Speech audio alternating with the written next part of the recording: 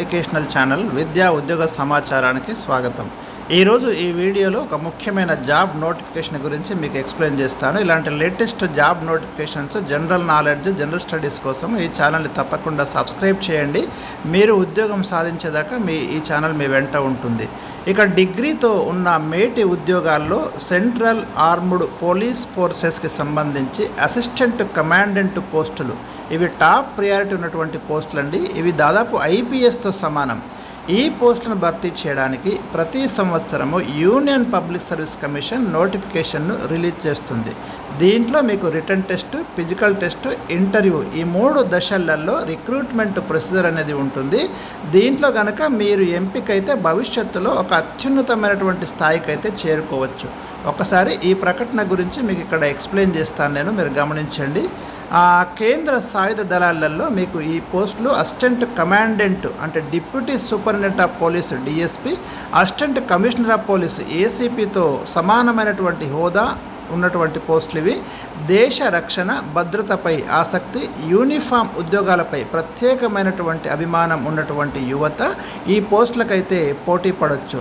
ఎంపికైన వాళ్ళు ఇక్కడ అంతర్గత భద్రత, ఇంటర్నల్ సెక్యూరిటీ కోసం అయితే సాయుధ బలగాలు ఏవైతే ఉన్నాయో border security force, central reserved police force, central industrial security force, Indo Tibetan ITBP అంటాం, అదేవిధంగా సశస్త్ర సీమా బల్లో వీరి యొక్క డ్యూటీస్ అనేవి ఉంటాయి.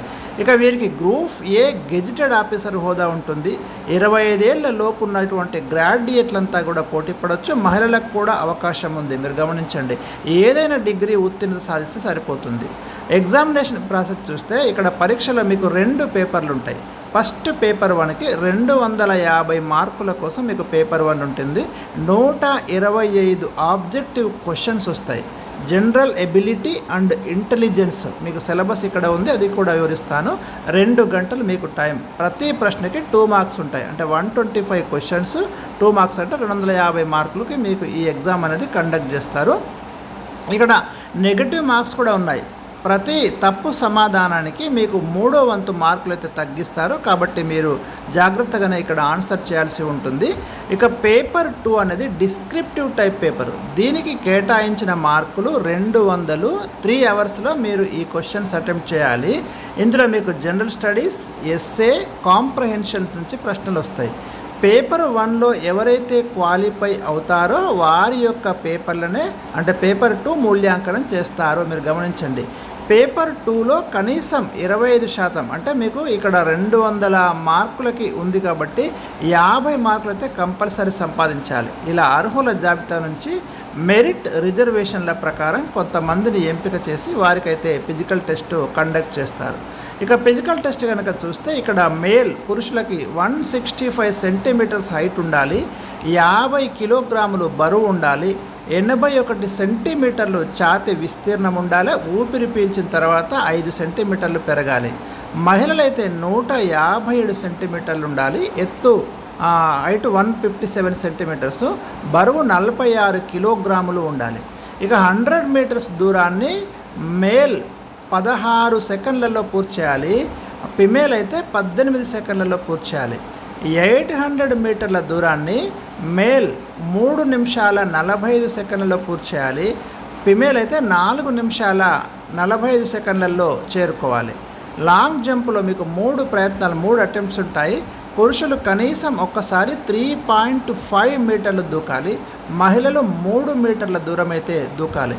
షార్ట్ పుట్లో 7.26 కిలోగ్రాముల గుండును పురుషులు 4.5 మీటర్ల దూరానికి 3 ప్రయత్నాల్లో ఒక్కసారైనా విసరాలి. మహిళలకైతే ఇది లేదు, షార్ట్ పుట్ లేదు. ఫిజికల్ టెస్టులో అర్హత పొందితే సరిపోతుంది. దీనికి ఎలాంటి మార్కులు లేవు, ఇవి గమనించండి. ఇక ఇంటర్వ్యూ, ఫిజికల్ టెస్ట్లో ఎవరైతే అర్హత సాధించిన వారికి మెడికల్ ఎగ్జామ్ కండక్ట్ చేస్తారు. ఇందులో కూడా మరి అర్హత సాధించిన వారికి ఇంటర్వ్యూకి అయితే పిలుస్తారు. ఇంటర్వ్యూ కేటాయించిన మార్కులు 150 మార్కులు. ఈ రాత పరీక్ష, ఇంటర్వ్యూలో సాధించిన మార్కుల మెరిట్ రిజర్వేషన్ల ప్రకారము ఫైనల్ సెలక్షన్స్ అయితే ఉంటాయి. ఇక ప్రశ్నలు చూస్తే పేపర్ 1 అన్నాను కదా, మీకు 250 మార్కులకు 6 అంశాల్లో మీకు ఇక్కడ క్వశ్చన్స్ ఉంటాయి. మెంటల్ ఎబిలిటీలో, తర్వాత రీజనింగు, క్వాంటిటేటివ్ ఆప్టిట్యూడు, దీంట్లో మీకు న్యూమరికల్ ఎబిలిటీ, డేటా ఇంటర్ప్రిటేషన్, అదేవిధంగా జనరల్ సైన్స్లో నిత్య జీవితంతో ముడిపడి ఉన్నటువంటి ప్రశ్నలు అడుగుతారు. ఇన్ఫర్మేషన్ టెక్నాలజీ, బయోటెక్నాలజీ, ఎన్విరాన్మెంట్ అంశాలకు ప్రియారిటీ ఇవ్వండి. కరెంట్ అఫైర్స్లో జాతీయ అంతర్జాతీయ స్థాయిలో ప్రాధాన్యం సంతరించుకున్న వివిధ అంశాలు అయితే ఒక 1 year బ్యాక్ నుండి చూసుకోండి. అదేవిధంగా హిస్టరీ, కల్చర్లో మీకు నాగరికత, కళలు, సాహిత్యం ఇలాంటి అంశాలు, తర్వాత క్రీడలు, పాలనా విభాగాలు, వర్తకం, పరిశ్రమలు, గ్లోబలైజేషన్ వీటికి ప్రియారిటీ ఇవ్వండి. ఇక ఇండియన్ పాలిటీ అండ్ ఎకానమీలో దేశ రాజకీయ వ్యవస్థ, భారత రాజ్యాంగం, సామాజిక వ్యవస్థ ఇలాంటి వాటికైతే మీరు ప్రియారిటీ ఇవ్వండి. అంతర్జాతీయ, ప్రాంతీయ భద్రతా సమస్యలు, హ్యూమన్ రైట్స్, వాటి సూచికలు మొదలైన వాటిపై ప్రశ్నలు రావడానికైతే అవకాశం ఉంది. ఇక పేపర్ 2 ఇందులో 2 భాగాలు ఉన్నాయి. పార్ట్ ఏలో వ్యాసాలపై ప్రశ్నలు వస్తాయి. వీటికి 80 మార్కులు ఉంటాయి. ఇంగ్లీష్ లేదా హిందీలో సమాధానం రాయాల్సి ఉంటుంది. ఇందులో భాగంగా మీకు ఆధునిక భారతదేశ చరిత్రలో స్వాతంత్రోద్యమం, జాగ్రఫీ, పాలిటీ, ఎకానమీ, భద్రత, మానవ హక్కులకు సంబంధించిన సంఘటనలు, అనలిటికల్ ఎబిలిటీ మొదలైన క్వశ్చన్స్ వస్తాయి.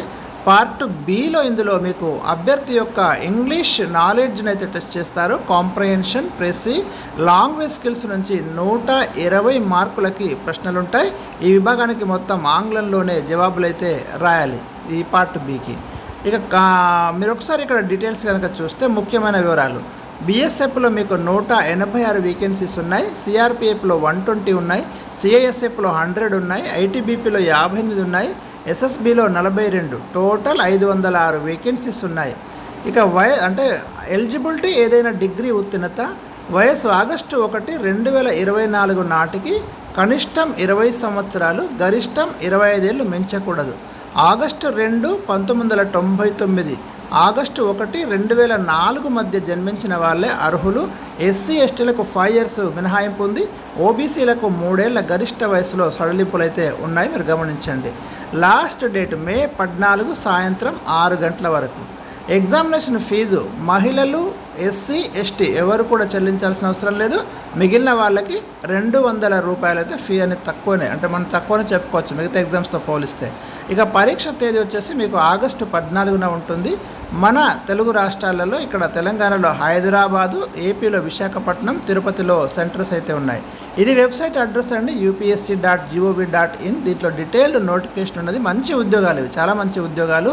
దాదాపు ఒక 80,000 పైన మీకు శాలరీ ఉంటుంది ఫస్ట్ మంతే. ఎందుకంటే 56,000 బేసిక్తో కూర్చుంటున్నారంటే 80,000 కాదు, దాదాపు 1,00,000 రూపాయల శాలరీ అయితే మీకు ఇక్కడ రావడం అనేది జరుగుతుంది. నెక్స్ట్ మనం గమనిస్తే మిగతా డీటెయిల్స్.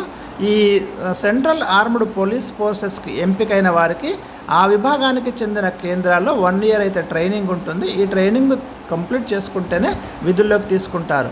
వీరు ముఖ్యంగా దేశ అంతర్గత భద్రతకు సంబంధించిన కార్యకలాపాల్లో ఉంటారు.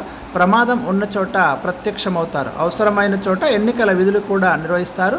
సరిహద్దుల్లో జరుగుతున్న అభివృద్ధి కార్యక్రమాల్లోనూ వీరు భాగస్వాములు అవుతారు.